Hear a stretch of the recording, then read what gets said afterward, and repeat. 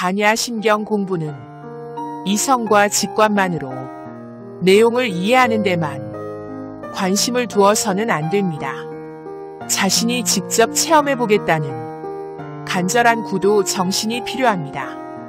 그래서 이제까지 자신이 안주해온 삶의 울타리를 훌쩍 벗어나 괴로움이 없는 자유로운 삶을 경험해보길 바랍니다. 자신을 둘러싼 울타리를 버리고 변화하는 자는 늘 아름다운 법입니다.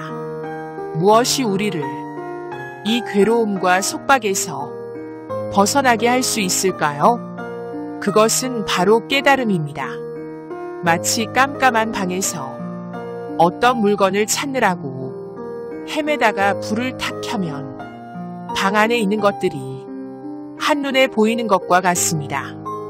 모든 괴로움에서 벗어난 상태를 니르바나, 즉 열반이라고 합니다.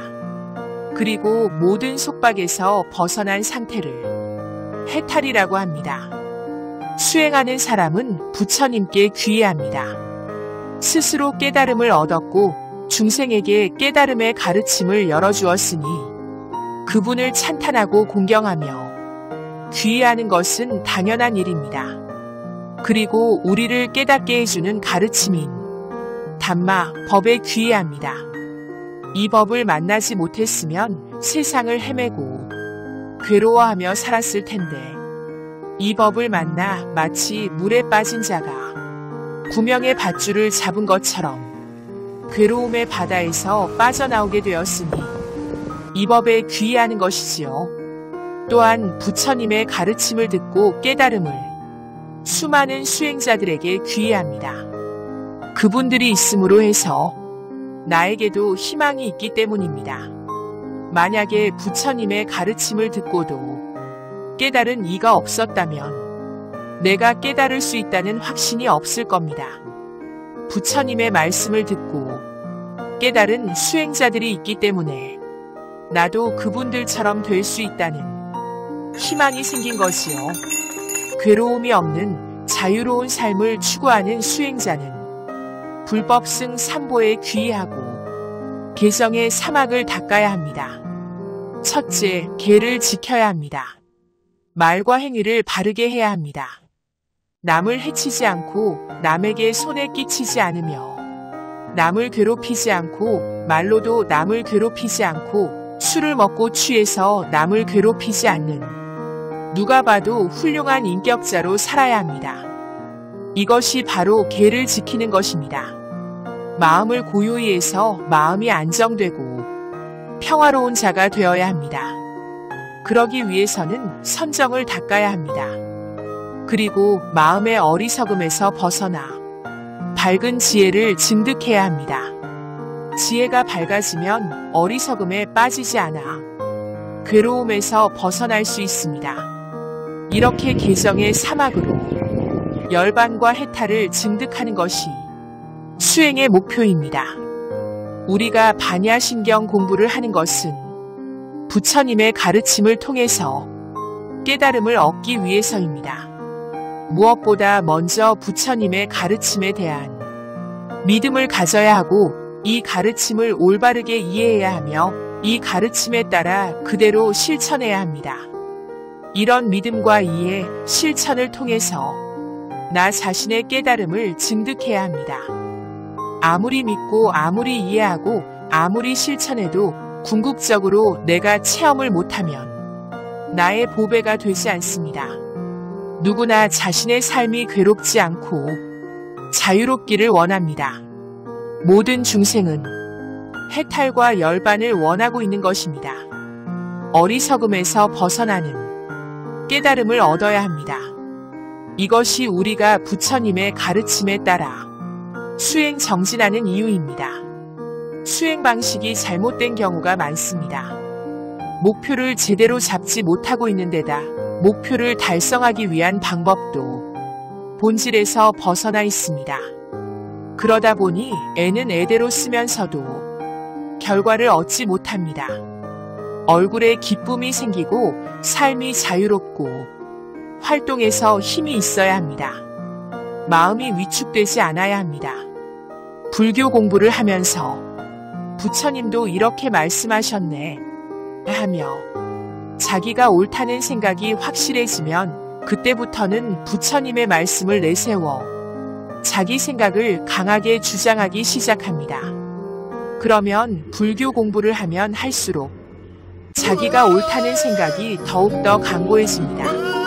이처럼 부처님의 가르침을 내세워 자기가 옳음을 고집하는 것이 바로 법집입니다. 작은 눈으로 보면 우리 삶에 온갖 문제가 있지만 큰 눈으로 딱 보면 아무 문제도 없습니다. 그래서 마음만 알아도 모든 번뇌를 없앨 수 있습니다.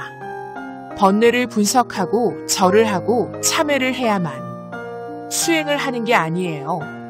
큰 눈으로 한 발 떨어져서 세상을 보면 달리 수행할 것도 없어요. 왜 그럴까요? 본래 아무 문제도 없으니까요.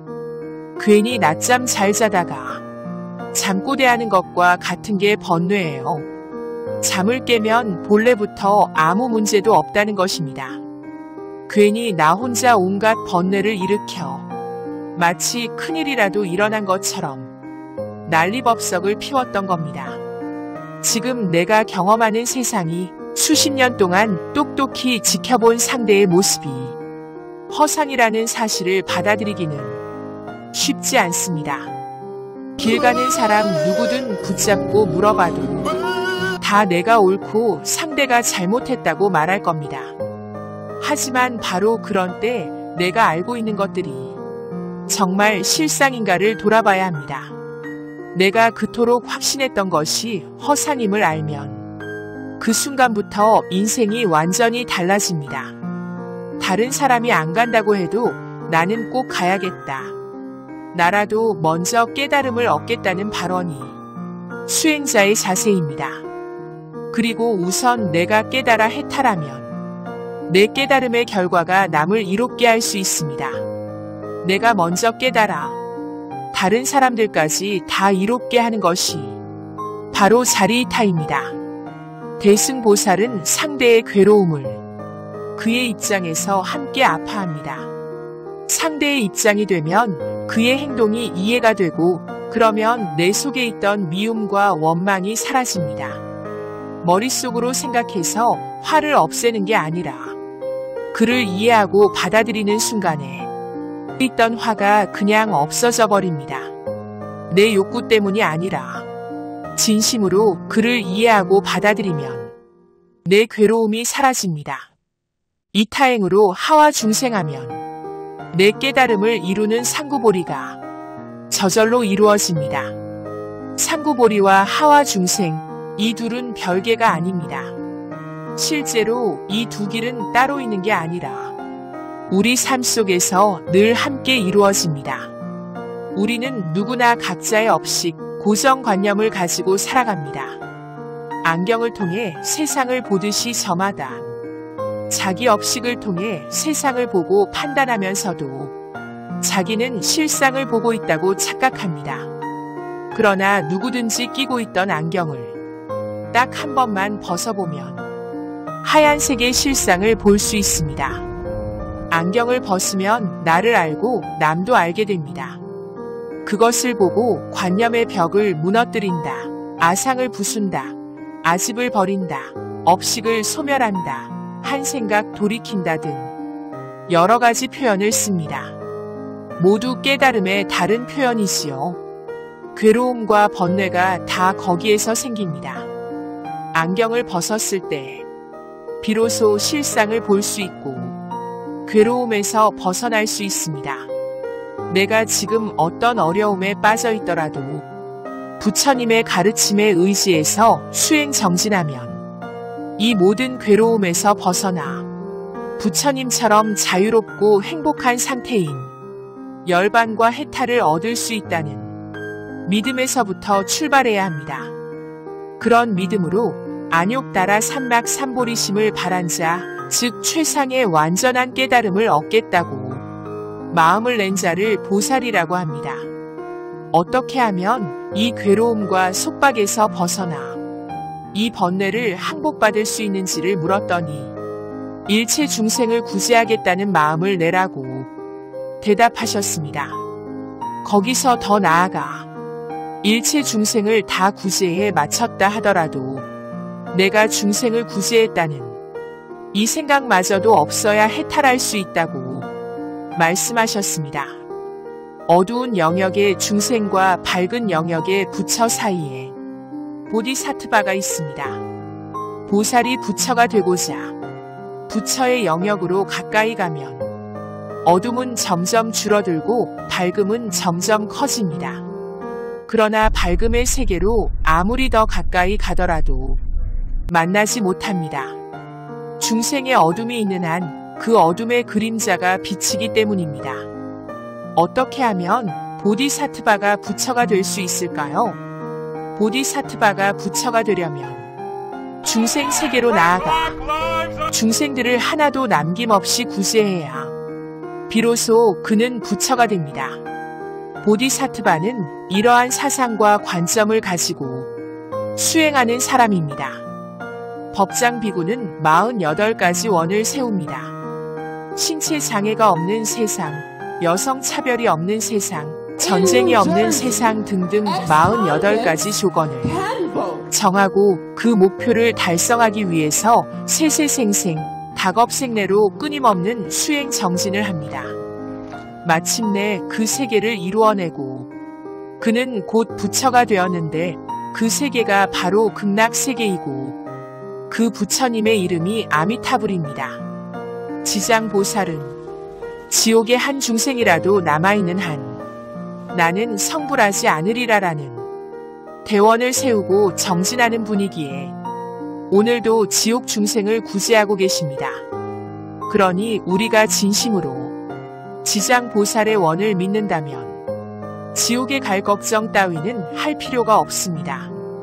또 지옥에 간다 하더라도 걱정할 필요가 없습니다. 위대한 지장보살도 지옥에 계신데 한낱 내가 잠시 지옥에 있는 것이 무슨 큰일이겠습니까? 관세음보살은 이 세상에 그 어떤 사람이라도 괴로워하면 내가 그의 고통을 알아볼 것이며 내가 그의 고통을 다 들어주겠다 하는 큰 원을 세웠어요. 내가 괴로워하면 관세음보살님이 나보다 더 빨리 내 괴로움을 알고 해결하려고 합니다.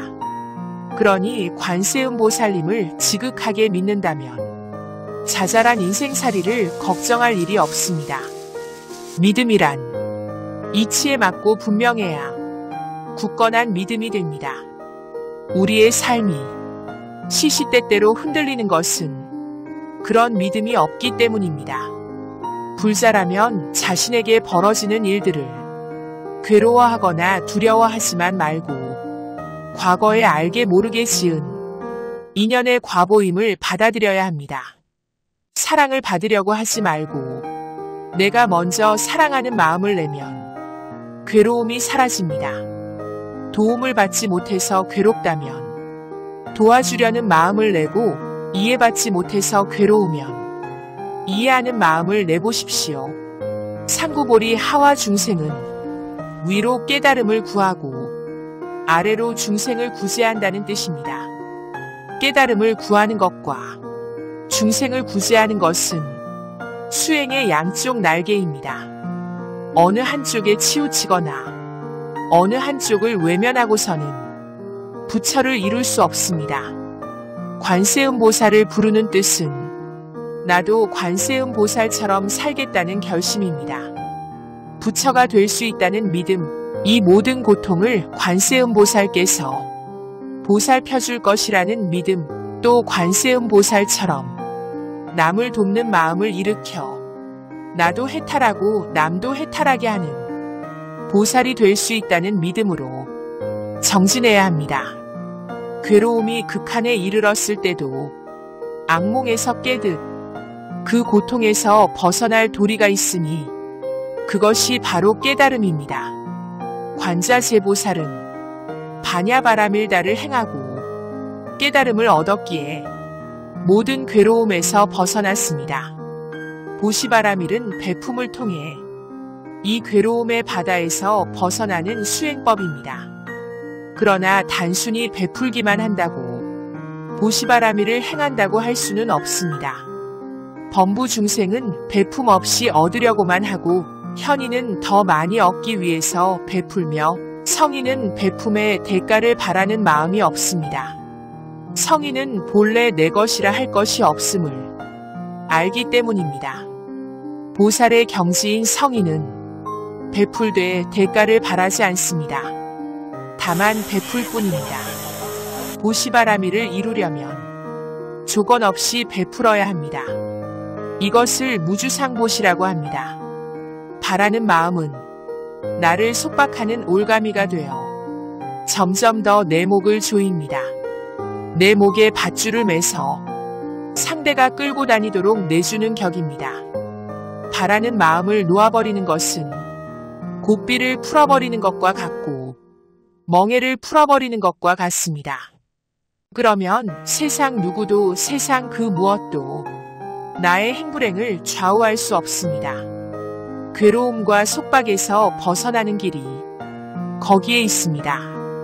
보살은 중생을 사랑하고 보호하고 중생의 아픔을 보살피고 의지처가 되어주면서도 도무지 베푼다는 생각이 없습니다. 그래서 보살은 괴롭지 않습니다. 관세음 보살은 일체 중생을 보살피면서도 아무런 괴로움이 없고 지장 보살은 지옥에 가서 지옥 중생을 구제하면서도 괴로움이 없습니다. 남을 도우려는 마음을 내면서 그에 대한 칭찬을 기대하면 빼앗김이 생겨 괴로워집니다. 남을 돕고도 비난받을 마음의 준비가 되어 있으면 어떤 일이 벌어져도 괴롭지 않습니다. 그런 마음을 가져야만 바라밀이 됩니다. 베푼다고 해서 무조건 바라밀이 되는 게 아닙니다. 돕고 베푼다는 생각까지 완전히 내려놓아야 마침내 바라밀이 됩니다. 내가 지금 괴로운 이유는 사랑받지 못하기 때문이 아니라 사랑하지 않기 때문입니다. 그가 나를 사랑하고 아니고는 그의 문제입니다. 그런데도 남의 인생에 간섭하면 자연히 갈등이 생기고 괴로움이 일어납니다. 계율을 지킨다는 생각 없이 지키는 것, 이것이 성인의 수준입니다. 따라서 어리석은 자에게 지게는 무거운 속박이지만 인연의 고리를 볼 줄 아는 지혜로운 자에게는 자유로움입니다. 마땅히 행해야 할 일임을 확연히 알고 나면 계율은 더 이상 속박이 아니고 자유입니다. 인욕바라밀은 옳고 그른 것이 없기 때문에 참을 것이 없는 것을 뜻합니다. 사람은 누구나 자기를 중심에 놓고 앞뒤, 좌우, 동서남북의 방향을 가릅니다. 자기를 기준으로 해서 모든 사물을 봅니다. 옳고 그름에 대한 판단 역시 자기 카르마를 기준으로 해서 보기 때문에 생겨나는데 그 사실을 곧잘 잊어버리고는 자기 기준을 절대화합니다. 나를 기준으로 옳고 그름의 분별을 일으키며 그것을 절대화, 객관화하는 것을 상을 짓는다고 합니다. 우리는 지금 그 상에 집착하고 있습니다. 그로 인해 갈등이 생긴다는 것을 깨달으면 더 이상 참을 것이 없어집니다. 용서는 아름다운 행동이지만 거기에도 여전히 내가 옳다는 생각이 밑바닥에 자리 잡고 있음을 보아야 합니다. 성인의 길, 불보살의 길은 용서해 줄 것이 없는 경지에 있습니다. 애초에 옳고 그른 바가 없기 때문입니다. 참을 것이 없는 이러한 경지가 인욕바라밀입니다. 정지는 부지런히 닦아 꾸준히 나아간다는 뜻입니다. 좋고 싫은 마음은 나의 카르마업식에서 비롯됩니다.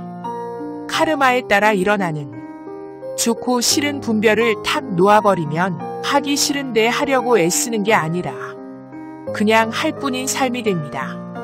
선정은 번뇌가 사라져 마음이 고요한 상태를 뜻합니다. 우리의 마음은 늘 초조하고 불안하고 산만하고 들떠 있습니다. 선정을 닦는다는 것은 마음이 산란함을 알아차리고 호흡을 가다듬고 한가하고 고요하게 하는 것입니다.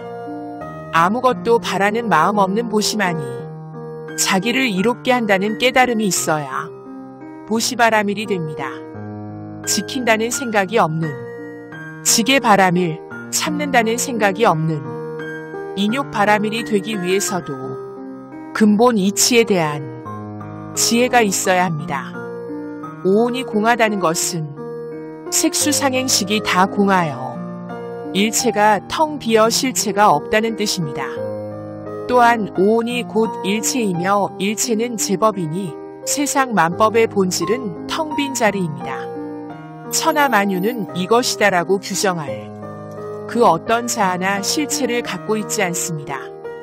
그 텅 빔의 진리를 깨달으면 지금까지의 모든 괴로움과 액난으로부터 벗어날 수 있습니다. 실상이란 있는 그대로의 모습입니다. 모든 현상과 존재에는 어떤 한 가지 고정된 모습의 실체가 존재하지 않습니다. 이것이다라고 부를 만한 본성이 본래 없다는 것이 세계의 실상입니다. 존재의 실상에 대해 제법이 공하다라고 표현합니다. 지금 우리가 실체라고 여기는 것을 오온이라고 합니다. 그러나 눈을 뜨고 나면 그저 환영이고 착각일 뿐 실체는 없습니다. 그것이 바로 공입니다. 꿈속에서는 분명 괴로움에 힘겨웠으나 눈뜬 상태에서는 아무 괴로움이 없습니다. 이 사실을 바로 알면 오온이 다 공하다는 공성을 확연히 아는 것입니다. 보시를 행함으로써 모든 괴로움에서 벗어나는 것이 바로 보시의 완성입니다. 여기서 중요한 것은 제법이 공한 이치를 깨달아야 한다는 부분입니다. 즉 보시를 행할 때 본래 내 것이라고 할 것이 없음을 알아야 참된 보시가 될 수 있다는 뜻입니다. 이것을 보시의 완성, 보시바라밀이라고 합니다. 제법의 공성을 깨닫겠다고 결심한다고 해서 바로 깨쳐지는 않습니다. 그것은 공이라는 또 다른 상을 짓는 것에 불과합니다. 이런 사람은 제법이 공하다는 생각에 사로잡혀 있습니다. 공의 모양을 생각으로 지었다 하여 공상이라고 합니다. 제법이 공하다는 생각만으로는 결코 번뇌가 사라지지 않습니다. 제법이 공함을 지식으로 잘 알고 있는데도 번뇌와 괴로움이 사라지지 않는 것도 바로 이 때문입니다. 불교 교리에 한없이 해박한 사람이라 할지라도 그것을 지식으로만 갖고 있다면 그의 인생 문제는 한 가지도 해결되지 않습니다. 이것이 공병입니다. 중생은 끝없이 낙을 추구하며 살아도 때로는 원치 않는 고를 만나게 되고 고에 떨어져 괴로워하다가도 그 가운데서 뜻밖의 낙을 맛보기도 합니다. 중생은 고를 싫어하고 오로지 낙을 구하나 낙은 쉽게 구해지지 않으며 구해진다 하더라도 지속되지 않기에 우리는 늘 고에 허덕입니다. 그래서 일체가 다 고라고 합니다. 꿈이 꿈인 줄 알아야 합니다. 꿈에서 깨어나는 그 순간 모든 두려움에서 벗어날 수 있습니다. 같은 악몽을 거듭 꾸다 보면 꿈을 꾸는 중에도 꿈이라는 것이 알아차려지고 눈을 뜨려고 애써본 경험이 있을 겁니다. 눈을 뜨려는 노력은 지금 꿈꾸고 있다는 자각이 일어났기 때문에 가능합니다. 꿈속에서라도 꿈인 줄 알아야만 눈 뜨려는 노력을 하게 됩니다. 깨달음은 신통력이 아닙니다. 아무리 신통력이 뛰어나다 해도 무지에서 벗어나지 못하고 불법을 깨치지 못하며 탐진치 삼독에 빠져 괴로워하는 중생일 뿐입니다.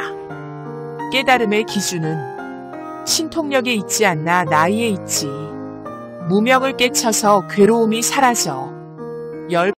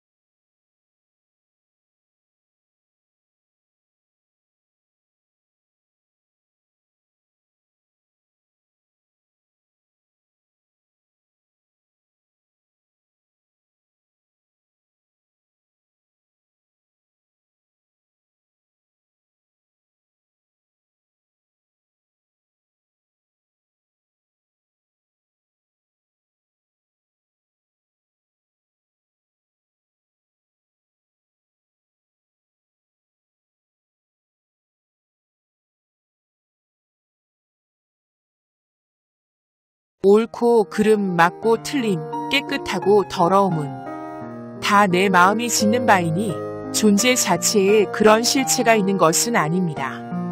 그런데도 우리는 실체가 있다는 허상에 사로잡혀서 얼마나 많이 미워하고 원망하고 괴로워하며 한을 품고 살아가고 있습니까? 원수를 사랑하라고 말하지만 제법이 공한 이치에서 볼 때는 원수라고 할 것마저 본래 없습니다. 모든 것은 다 자기 마음이 짓는 바입니다. 우리 하나하나의 삶이 제각기 독립적인 것처럼 보이지만 우리 역시 별개의 독립된 존재가 아니라 모두 연결된 하나의 존재입니다. 그래서 우리의 삶은 서로가 서로를 살리는 삶이어야 합니다. 우리의 존재는 인연 따라 일어납니다. 스스로의 성품을 지키지 아니하고 인연 따라 낮춘다는 불수자성 수연성의 이치를 깨달으면 우리의 삶이 훨씬 자유로워집니다. 지금까지 품었던 한을 내려놓을 수 있고 이해하지 못했던 사람도 이해하게 되며 움켜쥐고 집착하던 것들을 다 내려놓을 수 있습니다. 그러니 나를 고집할 것이 없습니다. 이것이 무아입니다. 나라고 고집할 것이 없으니 내 것이라고 고집할 것도 당연히 없습니다. 이것이 무소유입니다. 또 사람의 의견은 서로 다를 뿐이지 옳고 그른 것이 없으니 내 의견이 옳다고 고집할 것도 없습니다. 이것이 무아집입니다. 새로 생겨났다고 해도 생겨난 것이 아니고 없어졌다고 하지만 없어진 것도 아닙니다. 단지 변했을 뿐입니다. 그래서 공의 세계에서는 모든 존재가 불생불멸합니다. 재행무상이라는 것은 형성된 것은 모두 변한다는 말이에요. 제법무하라 하면 아무것도 없다. 그러니 허무하다가 아니라 실체가 없다는 말일 뿐이에요. 그런데 관계는 영원한 게 아니라 변합니다. 내가 종으로서 관계를 맺고 있다 하더라도 이 관계가 변하는 거지요. 이것이 해방사상이 되는 이유입니다. 불교에서 말하는 열반은 중생이 보는 1차원 세계에서의 낙이 아니라 한 차원 높은 세계에서 고락을 떠난 세계입니다. 중생의 세계에는 승패가 있어서 이겨야 승리의 기쁨을 맛보지만 열반은 이겨서 얻는 기쁨이 아니라 승패를 떠난 세계입니다. 상대가 욕할 때 맞받아 욕하고 상대를 굴복시켜 이김으로써 얻는 기쁨이 아닙니다. 오히려 자기 잘못을 깨닫도록 도와줌으로써 그도 기쁘고 나도 기쁜, 그도 행복하고 나도 행복한 그런 즐거움입니다. 생멸로 인해서 일어나는 모든 괴로움은 모두 무지로부터 생겨납니다. 이것을 확연히 깨쳐야 불생불멸, 생사가 없는 도리를 알게 됩니다. 생사가 없는 도리라 하면 흔히 영원히 죽지 않는 것, 무상과 반대되는 항상함과 영원을 생각하지만 불생불멸이란 영원이 아닙니다. 생한다고 할 것도 없고 멸한다고 할 것도 없이 다만 변화할 뿐이라는 것입니다. 그것은 누구의 것인가? 진실로 누구의 것인가? 내가 옳다고 할 때 정말 옳은 것인가? 어째서 옳은가? 하는 문제를 끝없이 탐구에 들어가야 합니다. 그러면 내 것이라 할 것도, 내 것이라 할 것도, 우리 것이라 할 것도, 자연의 것이라 할 것도, 하늘의 것이라 할 것도 없음을, 그래서 누구의 것이라 할 것이 본래 없음을 알게 됩니다. 한번 꿈에서 깨어나면 설령 다시 꿈속에 빠지더라도 잠시 헤맬 뿐 금방 자각하게 됩니다. 망념임을 알고 있으므로 희로애락에 빠지지 않고 정신을 차려서 경계에 사로잡혔음을, 한 생각에 빠졌음을 알아차릴 수 있습니다. 그래서 화내고 짜증내고 미워하고 원망하고 슬퍼하고 외로워하다가도 그 물결에 빠져 마냥 허우적대지 않고 이내 밝은 마음으로 돌아오게 됩니다. 깨달음의 눈으로 보면 성스럽다 할 것도 없고 부정하다 할 것도 없습니다. 정과 부정이 본래 없는 도리를 알게 되면 우리는 숱한 걸림과 속박에서 해방될 수 있습니다. 무언가에 집착해서 아우성인 사람에게 그건 아무것도 아니야, 그냥 집착만 놓아버리면 돼 하고 알려주어도 그 사람은 그렇게 하면 무슨 큰일이 일어난다고 생각합니다. 그러나 움켜쥔 그 손을 놓아버리면 다시는 고통스럽게 매달릴 필요 없는 영원한 안락을 만날 수 있습니다. 자기 생각에 사로잡힌 상태에서 벗어나면 세상을 자유롭게 살아갈 수 있습니다. 이치를 꿰뚫어 알았다 해도 오랜 세월 쌓은 습기로 인해 여전히 순간순간 어리석음에 사로잡힘으로 넘어졌다 일어나고 넘어졌다 일어나는 연습을 해야 합니다. 그것이 수행입니다. 수행하는 자는 무엇보다도 바른 가르침을 만나 법의 이치를 꿰뚫어 알아야 합니다. 이것은 시간이 많이 걸리는 일은 아닙니다. 언하에 깨치기도 하고 3일이 될 수도 있고 석 달이 될 수도 있습니다. 하지만 적어도 3년 안에는 꿰뚫어 알아야 합니다. 불교라는 이름의 종교 형식에 젖어서는 꿈속에서 불법을 만난 것과 같습니다. 우리는 꿈에서 깨어나는 길을 가야 합니다. 존재 자체에는 성스러움과 부정함이 없고 옳고 그름도 없으며 귀하고 천함도 없습니다. 그러므로 우리는 일체시, 일체처에 정과 부정으로 인해 옳고 그름으로 인해 귀하고 천함으로 인해 분별심을 일으켜서는 안 됩니다. 분별심이 일어날 때는 분별심이 일어나는 줄 알아야 합니다. 그 마음을 일으키는 것이 바로 나인 줄을 알아차려야 합니다. 오직 나를 중심으로 보고 남을 적대하는 것이 아상이며 사람만을 중심으로 보고 사람 아닌 다른 것을 적대하는 것이 인상입니다. 오늘날 우리가 저지르는 환경 파괴는 인상에 사로잡힌 결과입니다. 사람 중심으로만 생각하는 데 따른 행위입니다. 모든 것이 하나로 연결되어 있음에도 오로지 사람을 중심으로 생각하고 다른 생명을 해치면 결국 우리들에게도 손실로 돌아옵니다. 결국 우리들의 삶에도 손실로 돌아옵니다. 살아 꿈틀거리는 생명만을 중심으로 보는 것은 중생상입니다. 더 나아간다면 있다 혹은 없다는 생각도 넘어서야 합니다. 있고 없음을 넘어서는 존재의 본질 세계까지 인식의 폭을 넓히면 그것이 우주적인 인식이고 그를 통하여 나는 우주적인 존재가 됩니다. 나 자신이 그만큼 커다란 존재가 됩니다. 거기에는 나와 너를 넘어선 세계, 분별의 세계를 모두 넘어선 더 큰 세계가 있습니다. 불법을 공부해서 이치를 깨닫고 그것을 자기 경험 속에서 조금씩 체험해 나가면 사람의 운명이 바뀝니다. 남편이나 아내가 뭐라고 하든 옳고 그름을 따지지 않고 예, 알겠습니다 하고 말해집니다. 금방 잘못될 것 같지만 실제로 그렇게 해보면 아무런 문제도 생기지 않습니다.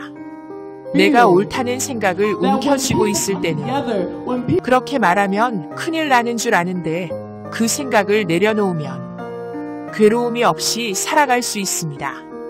일체는 오온이고 끊임없이 변합니다. 육신은 생로병사하고 우주는 성주개공하며 우리의 마음은 성주이멸합니다. 느낌과 생각과 의지도 마찬가지로 일어나고 머무르고 사라지는 생멸의 과정을 거듭합니다. 마음작용의 토대인식은 어떠합니까? 역시 형성되고 작용하며 점차 바뀌어 나갑니다. 그러나 이 습관 또한 영원 불변하는 것이 아니며 변화합니다. 인연과 보혜인은 직접적인 원인이며 연은 간접적인 조건입니다. 결과는 단순히 원인에 의해서만 결정되는 것이 아니라 그 원인이 작용하는 주위 환경에도 영향을 받습니다. 그러므로 내가 세계에 영향을 주는 측면이 있고 세계로부터 영향을 받는 측면이 있습니다. 수행 차원에서는 찰나 이전이 전생이고 찰나 이후가 내생입니다. 과거의 원인이 현재의 과보로 나타나고 현재의 원인이 미래의 과보로 나타나며 찰나와 찰나가 연결되어 있습니다. 그러니 수를 관찰해야 합니다. 수는 부싯돌의 불꽃처럼 반짝 일어났다가 사라지기 때문에 주의 깊게 살펴야 합니다. 불꽃이 솜으로 옮겨 붙어야 불이 난 줄 알지 부싯돌 사이에서 반짝 튀어오르는 순간에는 불꽃을 알아차리기 어렵습니다. 불꽃이 일어날 때 알아차려서 불길로 번지는 것을 막아야 합니다. 기분 좋은 느낌이 일어나면 그것이 가래로 가지 않도록 해야 하고 불쾌한 느낌이 일어나면 그것이 혐오로 가지 않도록 해야 합니다. 그러기 위해서 몸의 감각과 마음의 느낌을 알아차려야 합니다. 감각과 느낌을 알아차리면 그것이 불길로 번지는 것을 막을 수 있습니다. 알아차림이 있으면 순간의 불꽃은 옮겨붙지 못하고 사라져버립니다. 이런 마음이 일어나는구나 하고 알아차리면 됩니다. 고요한 상태에서 느낌이 일어나고 사라짐을 다만 알아차리면 됩니다. 이때 의식 아래에 있는 무의식이 반응하기 시작합니다. 정진을 해갈수록 무의식의 세계에 쌓였던 마음의 상처들이 흘러나옵니다. 밑바닥에 이런 게 숨어서 나를 괴롭히는구나. 이런 콤플렉스가 있었구나 하고 알아차리게 됩니다. 바르게 본다는 정견은 사물을 있는 그대로 보는 것입니다. 착각하거나 환상에 사로잡히지 않고 있는 사실 그대로 보아야 합니다. 정사는 바른 사유입니다. 인과의 법칙을 알아 할 일과 하지 말아야 할 일을 분명히 아는 것입니다. 정견과 정사를 합하면 있는 그대로 보고 바르게 판단하는 것이니 지혜라고 할 수 있습니다. 정언은 바른 말, 정업은 바른 행동, 정명은 바른 생을 의미합니다. 정언은 거짓말하지 않고 이간질하지 않고 아양 떨지 않고 욕설하지 않는 것입니다. 정업은 살생하지 않고 도둑질하지 않고 사음하지 않는 것, 방생하고 보시하며 청정하게 사는 것을 말합니다. 정명이란 삶의 수단이 정당해야 함을 말합니다. 정정지는 바른 노력, 정념은 바르게 깨어있기, 정정은 바른 집중과 안정을 말합니다. 마음이 고요하고 평정한 상태를 정정이라고 하고 뚜렷하게 알아차려 마음이 깨어있는 상태를 정념이라 합니다. 정정지는 깨어있는 상태를 지속적으로 유지할 수 있도록 꾸준히 연습하는 것입니다. 반야 신경에서는 깨달음이라는 실체를 정해놓고 그것을 얻으려고 하는 생각을 부정합니다. 고진멸도의 사성제가 허위라는 뜻이 아니라 이것이 진리다라고 규정짓는 오류를 비판하는 것입니다. 깨달음에 어떤 실체가 있어서 얻을 수 있다는 생각은 무아의 근본 가르침에 맞지 않습니다. 금강경에 범소유상 계시허망이라는 구절이 있습니다. 상이 있는 것은 다 허망하다, 텅 비어 실체가 없다는 뜻입니다. 일체유의법 여몽환포영 여로역 여전이라고도 했습니다. 상이 있는 모든 것은 꿈과 같고 꼭두각시와 같고 물거품과 같고 그림자와 같으며 또한 이슬과 같고 번개와 같다는 뜻입니다.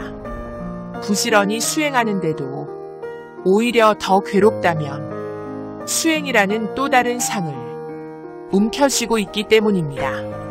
절하고 염불하고 명상하는 게 수행이 아닙니다. 괴로움의 본질을 꿰뚫어서 집착을 내려놓아야 자유로운 삶의 길이 열립니다. 얻으려는 생각이 있으면 마치 바람이 그물에 걸림이 있는 것처럼 그냥 통과합니다. 얻으려는 게 없다고 하면 아무런 목적의식 없이 어떻게 삽니까? 하고 묻는 사람이 많습니다. 목적의식이 없는 것이 아니라 무엇을 얻어야 한다는 집착이 없으면 인연을 따라 적응함으로 바로 해탈의 길로 갑니다. 전도는 거꾸로 됐다는 말이고 몽상은 꿈속의 생각을 말합니다. 멀리 떠난다는 말은 제법이 공함을 깨쳤다는 뜻입니다. 얻으려는 생각이 없는 마음은 바람처럼 아무 걸림 없이 움직입니다.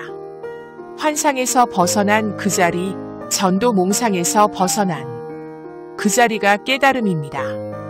헛것을 있는 것으로 보는 착각으로부터 깨어나면 괴로움이 없는 열반에 이르게 됩니다. 자신의 소원을 성취하기 위해서는 자기의 모든 것, 모든 욕구를 내려놓는 간절한 마음이 있어야 한다는 것이지요. 자기 카르마로부터 해방되면 욕심에서 비롯된 번뇌가 거치고 마음 깊은 곳에 있는 순수의식이 일어납니다. 순수의식은 깊은 무의식의 세계에 자리합니다. 잡다한 번뇌와 욕심이 사라져야 합니다. 불평과 불만과 미움이 모두 사라지게 됩니다. 진리로 나아가기 위해서는 진실한 믿음과 올바른 안, 즉 신과 해가 함께 있어야 합니다. 믿음은 있으나 알미 없으면 미신에 머무르고 알미 있으나 믿음이 없으면 아르마리에 머물러 실천적 힘이 없습니다. 신해가 겸비된 다음에는 실천이 필요합니다. 베품이 오히려 더 큰 이로움으로 돌아온다는 것을 알고 있다 한들 아는 것만으로는 아무 의미가 없습니다. 잘못을 고치고 다시 행함을 되풀이하여 실천하는 것이 정진입니다. 실천의 과정은 한 번에 이루어지지 않습니다. 여러 번의 실패를 경험해야 하고 실패한 원인을 점검하며 그것을 보완하기 위한 연구가 필요합니다. 이렇게 물러남 없이 꾸준히 계속되는 실천의 과정을 불퇴전의 정진이라 부릅니다. 실천의 가장 높은 단계에 깨달음이 있고 깨치고 나면 그때까지의 모든 단계를 뛰어넘게 됩니다. 꿈속에서 무슨 일이 있었다 한들 궁극에는 눈을 떠야만 하며 눈 뜨고 나면 꿈속에서 있었던 모든 순간을 넘어섭니다. 깨달음은 최고의 실천 단계이고 최고의 행위니 이보다 더 높은 실천은 없습니다. 신의 행증, 다시 말해 증득은 실천을 통해 내가 경험한 완벽한 깨달음을 말합니다. 믿음도 지식도 실천도 내 스스로 경험하여 증득해야만 궁극적으로 진리임이 증명됩니다. 진리를 내 것으로 얻는 것은 그 어떤 얻음과도 비교할 수 없습니다. 꿈속에서는 참을 수 없이 무거운 일도 꿈을 깨고 나면 가벼운 일에 불과합니다. 하나하나 남을 고쳐서 해결하려 하지 말고 모든 것을 자기에게로 돌이키며 부처님의 가르침에 의지해서 우선 내가 해탈해야 합니다. 그래야 문제를 풀어내는 힘이 생깁니다. 무엇보다 우선 내 자신이 편안하니 주변의 상황을 그대로 놓아두어도 괜찮아지고 만약 고쳐보고자 한다면 이전과는 다른 큰 힘이 생깁니다. 꿈을 깨고 나면 가벼운 일에 불과합니다. 하나하나 남을 고쳐서 해결하려 하지 말고 모든 것을 자기에게로 돌이키며 부처님의 가르침에 의지해서 우선 내가 해탈해야 합니다. 그래야 문제를 풀어내는 힘이 생깁니다. 무엇보다 우선 내 자신이 편안해지고 주변의 상황을 그대로 놓아두어도 괜찮아지고 만약 고쳐보고자 한다면 이전과는 다른 큰 힘이 생깁니다.